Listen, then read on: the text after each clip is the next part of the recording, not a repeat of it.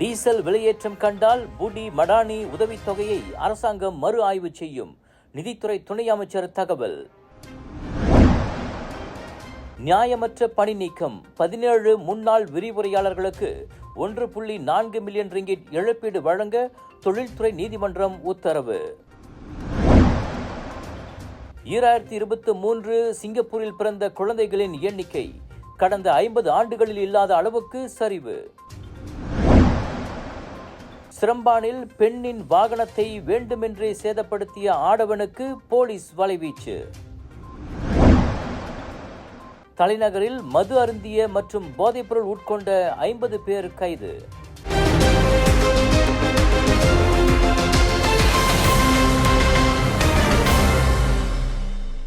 தேசிய ஸ்குவாஷ் சகாப்தம் Nicole David Malaysian ஹெரியட் what பல்கலைக்கழகத்தின் இணை வேந்தராக நியமிக்கப்பட்டுள்ளார். நேற்று புத்ராஜயாவில் நடைபெற்ற பட்டமளிப்பு விழாவின் போது அவருக்கு முறைப்படி அப்பொறுப்பு வழங்கப்பட்டது. தான் ஸ்ரீ ஜெமிலா மாமூட்டுக்கு பிறகு அப்பல்கலைக்கழகத்தின் இணை வேந்தராகும் 2வது பெண்ணாக 40 வயது நிக்கோல் பெயர் பதித்துள்ளார். இணை வேந்தர் என்ற முறையில் அப்பல்கலைக்கழக மலேசிய கிளையின் கௌரவ தலைவராக நிக்கோல் பணியாற்றுவதோடு பட்டதாரிகளுக்கு பட்டங்களை எடுத்து வழங்குவது மற்றும் சடங்கு பூர்வ நிகழ்வுகளில் ஹெரியட் வாட்டின் தூதராகவும் பிரதிநிதியாகவும் செயல்படுவார். தாம் இணை வேந்தராகியிருப்பது மேலும் அதிகமான விளையாட்டாளர்கள் தலைமைத்துவ பொறுப்புகளுக்கு வர ஊக்குவிப்பாக அமையும் என 8 முறை உலக சாம்பியன் பட்டத்தை வென்றவருமான நிக்கோல் நம்பிக்கை தெரிவித்தார். Just watch me. Charge! Keeping you and your loved ones safe indoors with Nano EX technology. Panasonic.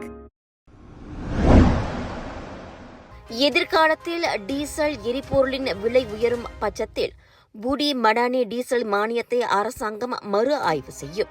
DOSM எனும் புள்ளியியல் துறை ஆய்வின் அடிப்படையில் கூடுதல் மாதாந்திர டீசல் செலவுகளை ஈடுகட்ட தற்போது வழங்கப்படும் 200 ரிங்கிட் உதவித்தொகை போதுமானது என நிதித்துறை அமைச்சர் லிம் ஹுயிங் தெரிவித்திருக்கிறார். டீசல் மானியத்தை அரசாங்கம் அவ்வப்போது மறு ஆய்வு செய்யும். அதே சமயம் தற்போது வழங்கப்படும் 200 ரிங்கிட் டீசல் மானியம் வாகன உரிமையாளர்கள், பொருளாதார மற்றும் தொழில்துறை வல்லுநர்கள் உட்பட பல்வேறு தரப்பினருடன் மேற்கொள்ளப்பட்ட ஆழமான ஆய்வு மற்றும் கலந்துரையாடல்கள் அடிப்படையில் நிர்ணயிக்கப்பட்டது.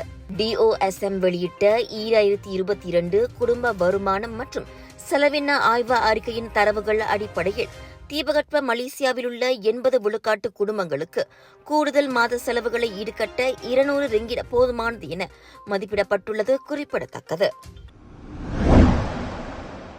அநியாயமாக பணி நீக்கம் செய்யப்பட்ட 17 விரிவுரையாளர்களுக்கு சுமார் 1.4 மில்லியன் ரிங்கிட் இழப்பீடு வழங்க தனியார் கல்லூரி ஒன்றுக்கு தொழில்துறை நீதிமன்றம் உத்தரவிட்டிருக்கிறது. சம்பந்தப்பட்ட விரிவுரையாளர்களின் பணி ஒன்றோடு ஒன்று முரண்பட்டிருப்பதாகவும் பொதுப்பணி நீக்கம் என்ற கொள்கையின் அடிப்படையில் அவர்கள் தேர்வு செய்யப்பட்டதாகவும் விடாட் கல்லூரி முன்வைத்துள்ள வாதத்தில் நம்பிக்கை இல்லை என தொழில்துறை நீதிமன்ற தலைவர் நூர் ஃபவுசா மொக்தார் தெரிவித்தார். அதோடு பணி நீக்கத்தை தவிர்க்க பெரிய அளவில் நடவடிக்கை மற்றும் நிர்வாக செலவு குறைப்பு நடவடிக்கைகளை மேற்கொண்டதாக கூறப்படுவதை விடாட் பல்கலைக்கழகம் மற்றும் விடாட் கல்லூரிகளை நிர்வகித்து வரும் விடாட் கல்வி நிறுவனம் நிரூபிக்க தவறிவிட்டதாகவும் அவர் கூறினார். திடீரென விரிவுரையாளர்களின் சேவையை முடிவுக்கு கொண்டு வந்த நடவடிக்கை நல்ல எண்ணத்தோடு செய்யப்படவில்லை. அதனால் சம்பந்தப்பட்ட விரிவுரையாளர்களுக்கு விடாட் நிர்வாகம் இழப்பீடு வழங்க வேண்டும் என உத்தரவிடப்பட்டது. முன்னதாக செலவு குறைப்பு நடவடிக்கையின் ஒரு பகுதியாக சம்பந்தப்பட்ட விரிவுரையாளர்களை 3 மாத நோட்டீஸுக்கு பின்னர் 2021 ஆண்டு ஜூன் 30 விடாட் நிர்வாகம் பணி நீக்கம் செய்தது. அவர்களுக்கு 51,000 முதல் 1,15,000 ரிங்கிட் வரை இழப்பீடு வழங்கப்பட்டது. எனினும் முதலில் சம்பளம் இல்லாத விடுப்பில் செல்ல தாங்கள் கட்டாயப்படுத்தப்பட்டதாகவும் பின்னர் திடீரென பணி நீக்கம் செய்யப்பட்டதாகவும் கூறி சம்பந்தப்பட்ட விரிவுரையாளர்கள் வழக்கு தொடுத்திருந்தது குறிப்பிடத்தக்கது. 2023 ஆண்டு சிங்கப்பூரில் பிறந்த குழந்தைகளின் எண்ணிக்கை கடந்த 50 ஆண்டுகளில் இல்லாத அளவுக்கு குறைந்துள்ளது. ஜூலை 11 வெளியிடப்பட்ட 2023 பிறப்பு மற்றும் இறப்பு பதிவு அறிக்கையின் அடிப்படையில் கடந்த ஆண்டு சிங்கப்பூரில் 33,541 குழந்தைகள் பிறந்துள்ளன. எனினும் 2022 ஆண்டு பதிவான 35,605 குழந்தைகளை காட்டிலும் அந்த எண்ணிக்கை 5.8 விழுக்காடு குறைவாகும். அதே சமயம் 2021 ஆண்டு சிங்கப்பூரில் பிறந்த 38,672 குழந்தைகளுடன் ஒப்பிடுகையில் கடந்த ஆண்டு பதிவு செய்யப்பட்ட எண்ணிக்கை 13.3 விழுக்காடு சரிவு கண்டுள்ளது. 1971 ஆண்டு சிங்கப்பூரில் 47,088 குழந்தைகள் பிறந்த வேளை அதன் பின்னர் கடந்த 50 ஆண்டுகளில் மிகவும் குறைவான குழந்தைகள் பிறந்த ஆண்டாக 2023 ஆண்டு கருதப்படுவதாக சிங்கப்பூர் குடிநுழைவு மற்றும் சோதனை சாவடி ஆணையத்தின் அகப்பக்கத்தில் பதிவேற்றம் செய்யப்பட்டுள்ள பிறப்பு மற்றும் இறப்பு புள்ளிவிவரங்கள் குறிப்பிடுகின்றன. முன்னதாக வரலாற்றில் முதல் முறையாக சிங்கப்பூர் மக்கள் தொகையின் மொத்த கருவுறுதல் விகிதம் 1க்கும் கீழே குறைந்துள்ளதாக கடந்த பிப்ரவரி மாதம் அறிவிக்கப்பட்டது குறிப்பிடத்தக்கது.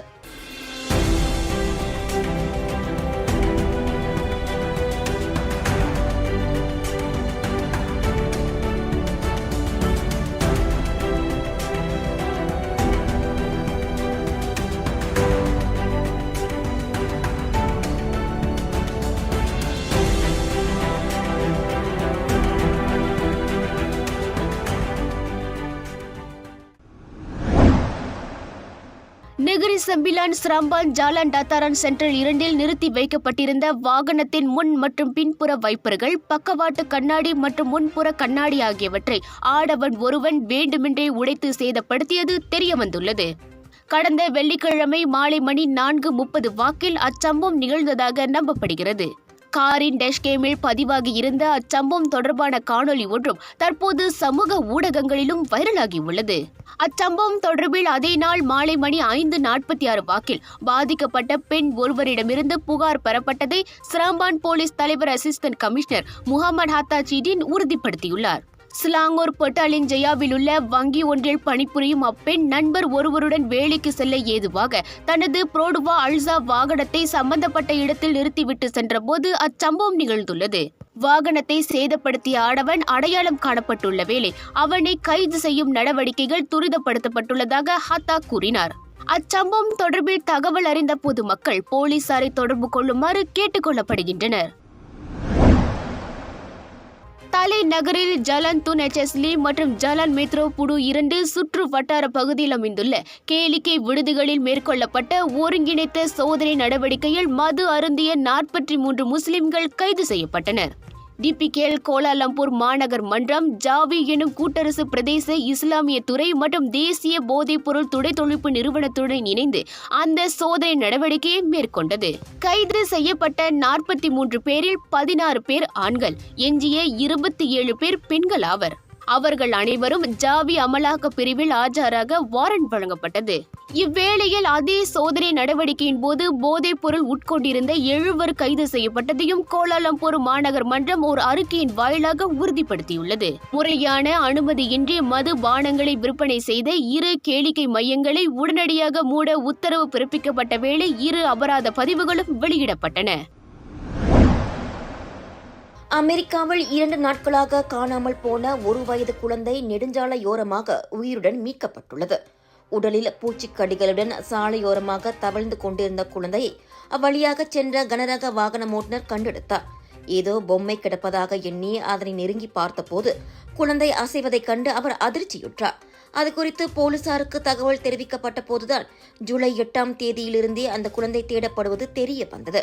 முன்னதாக அந்த குழந்தையின் 4 வயது அண்ணன் லூசியானா டெக்சஸ் மாநில எல்லை பகுதியில் உள்ள ஏரி ஒன்றில் இறந்து கிடந்தான். இதையடுத்து கைதான அவர்களின் தாயான 25 வயது அலியா ஜாக் மீது 2ஆம் கட்ட கொலை குற்றச்சாட்டு சுமத்தப்பட்டது. கண்டெடுக்கப்பட்ட குழந்தை மருத்துவமனையில் சிகிச்சை முடிந்து குழந்தை காப்பகத்தில் ஒப்படைக்கப்பட்டுள்ளது. உண்ண உணவின்றி ஆகாரமின்றி 2 நாட்கள் தனியாக உயிர் பிழைத்த அந்த குழந்தை உண்மையிலேயே அதிசய குழந்தைதான் என வர்ணிக்கப்படுகிறது. அமெரிக்க மியாமியில் நடைபெற்ற அர்ஜென்டினாவுக்கும் கொலம்பியாவுக்கும் இடையிலான கோப்பா அமெரிக்க இறுதியாட்டத்தின் கிக் ஆப் ஆட்டத்தின் போது அரங்கத்திற்கு வெளியே ரசிகர்கள் போலீசாருடன் மோதலில் ஈடுபட்டதால் ஆட்டம் 30 நிமிடங்கள் ஒத்திவைக்கப்பட்டது. அதனால் ஹார்ட் ராக் அரங்கில் ஆட்டத்தை தொடங்க தயார் நிலையில் இருந்த 2 அணி ஆட்டக்காரர்களும் மீண்டும் தயார் நிலை அறைக்கு திரும்பியதாக ஏற்பாட்டாளர்கள் தெரிவித்தனர். உள்நாட்டு நேரப்படி இரவு 8:30 வாக்கில் தொடங்கவிருந்த அவ்வாட்டம் 30 நிமிடம் தாமதப்படுத்தப்பட்டது.